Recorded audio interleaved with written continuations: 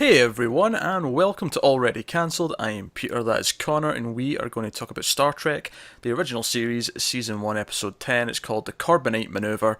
Full spoilers for the episode, as always. The crew find a floating cube of light. Yes. Well, that's basically the episode. That is basically it, yeah. And then Kirk plays poker. And then Kirk plays poker after Spock mistakenly diagnoses the situation as a chess game. Kirk's like, nah, this is poker. Yeah, I actually really like this episode. This is It's a lot of fun, isn't it? That's maybe my favourite episode of the show so far. Interesting. For me, this is everything that early Star Trek is. There's something weird out in front of us, in front of the ship. We're on the bridge, and we're trying to figure out what happens before it kills us all. That is Star Trek, the original series, to me in a nutshell.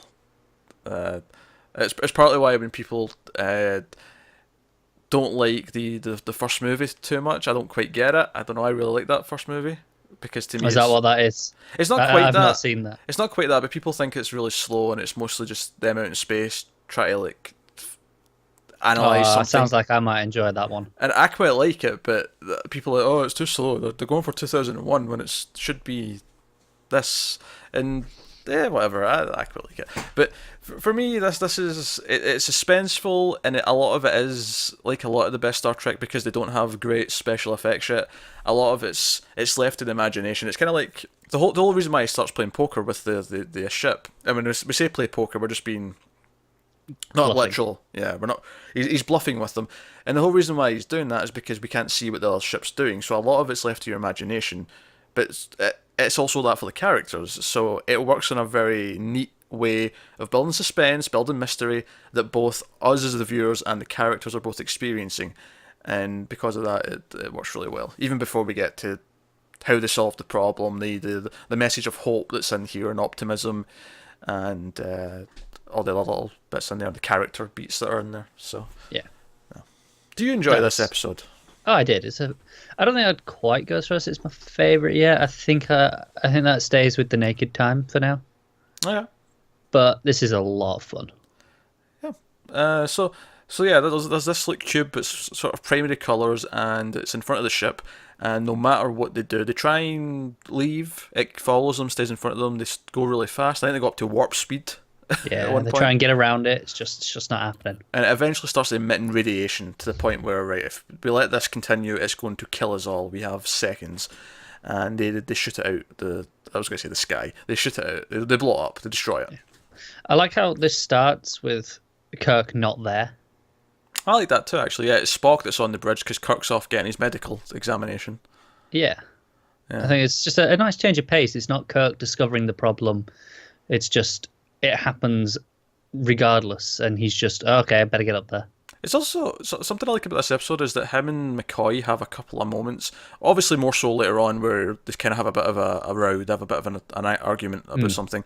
But even in this opening scene, because McCoy's giving him his examination, Go through everyone there. yeah, and he finishes, and Kirk gets up and he sees the flashing red light saying, "Oh, there's a situation on the bridge."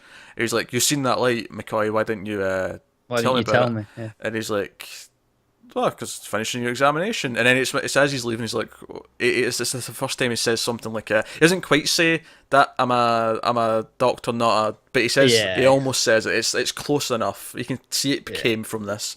Yeah. And then after Kirk leaves, he goes, if I jumped every time a light came on around here, I'd end up talking to myself. Yeah, it's a funny joke because he's saying that to himself. Yeah, exactly. But no, so that's good there. Bit of trivia, actually.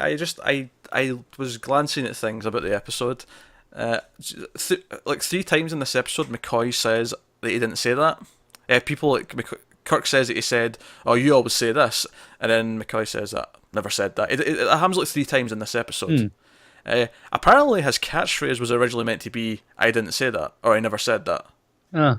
And it never caught on. Like they ended up going a different direction, but that's why it's in this episode. And then we ended up with, "I'm a doctor, damn it." Damn it, Jim! I'm a doctor, not a insert blank. Whatever fits the situation. Yeah.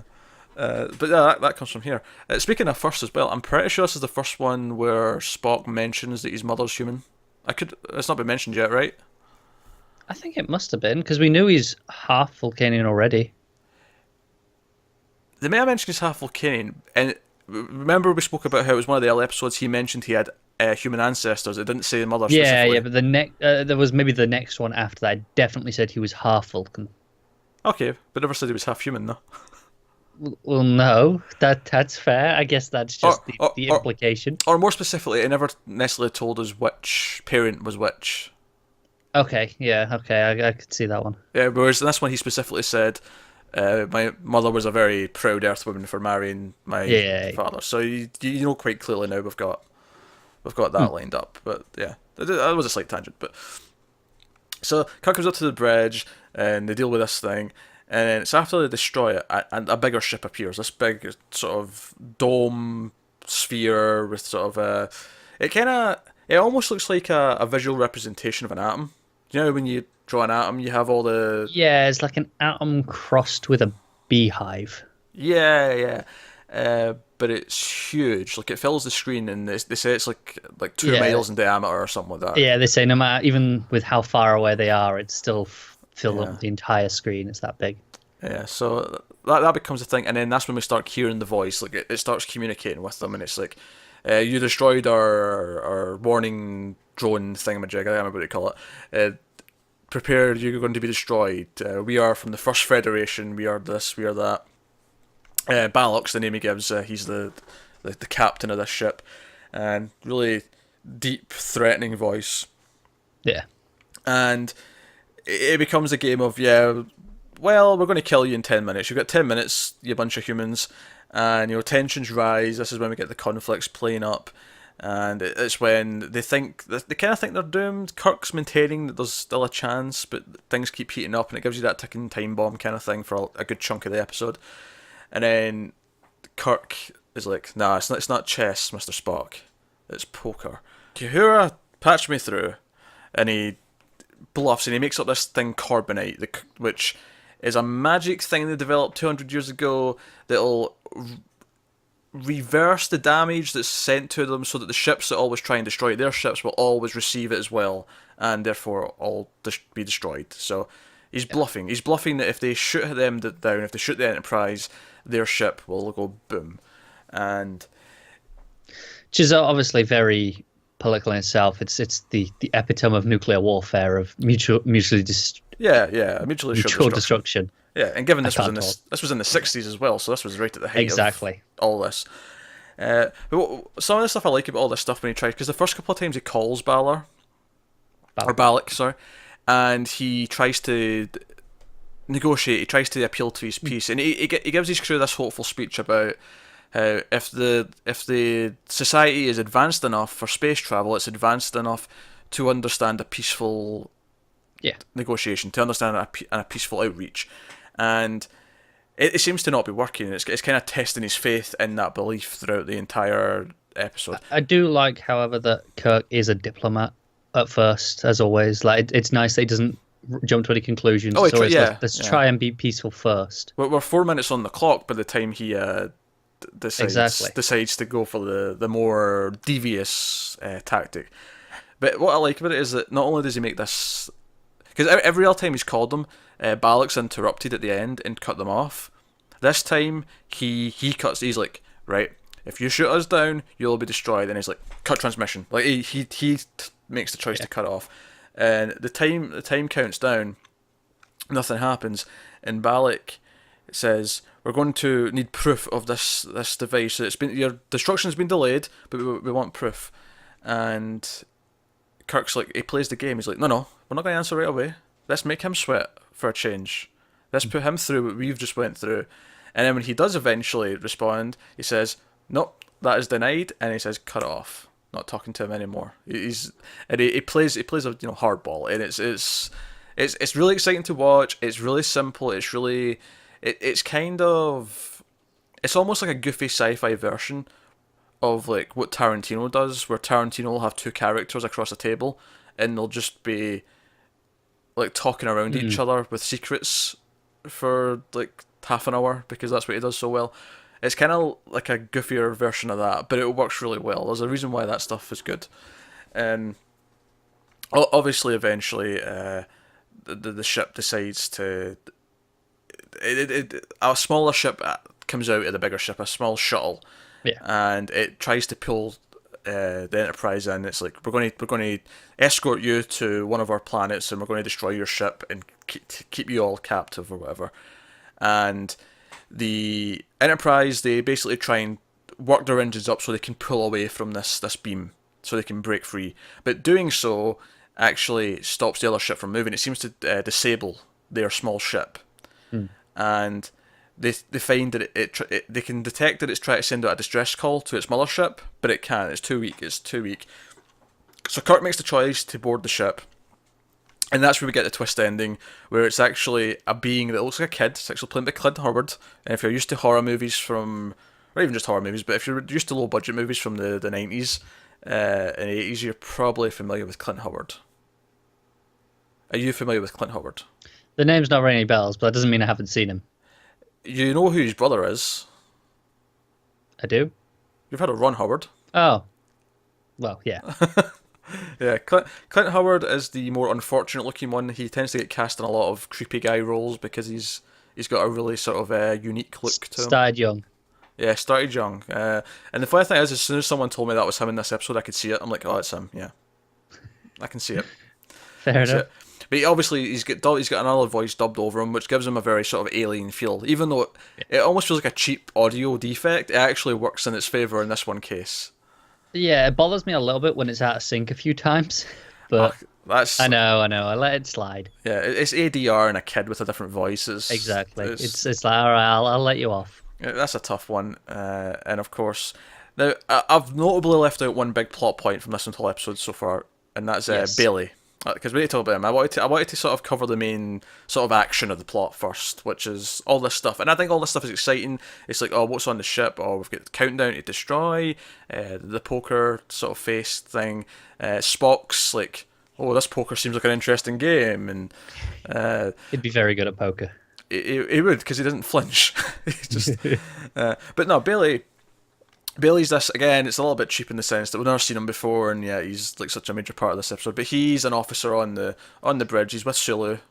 I was just gonna say, I think that actually works in its favor in this one episode that we'd not seen him before. They say he's been promoted too quick, so you could argue he's just Yeah, that's kind of how I felt. It was like, oh yeah, he is just out of nowhere. That's how the rest of the main crew are feeling as well. Like especially Bones, who brings up a lot. Yeah, he tells. He's the one that says to Kirk, you did this too soon, you promoted him, you see too much of yourself in him, and you fast-tracked him, and that's not... He's struggling. Yeah. You know, listen to his voice, and you can hear that as he's like saying things on the bridge, he's not as confident. And we see him kind of break down. He kind of makes a mistake early on in the episode, and Spock kind of raids him for it. Spock sort of chews him out. And Bailey tries to hit back with, well, us humans have this thing called adrenaline, so that's why I raised my voice. And Spock's like, sounds unfortunate, you should think about having it removed. And walks away. And Sulu's just sort of like, yeah, classic Spock. That's basically what he says. Sulu knows what he's doing. Yeah.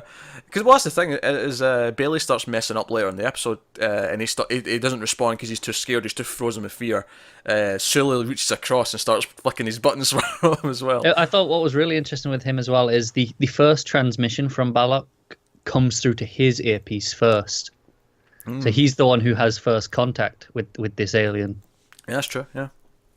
But really, obviously it all boils up, and he eventually kind of snaps. Once we get to the 10-minute countdown, is when he properly snaps, and we see a few instances where he acts out of line earlier on. He questions Kirk at one point when they're at a meeting discussing everything, and Kirk kind of chews him out for it there as well.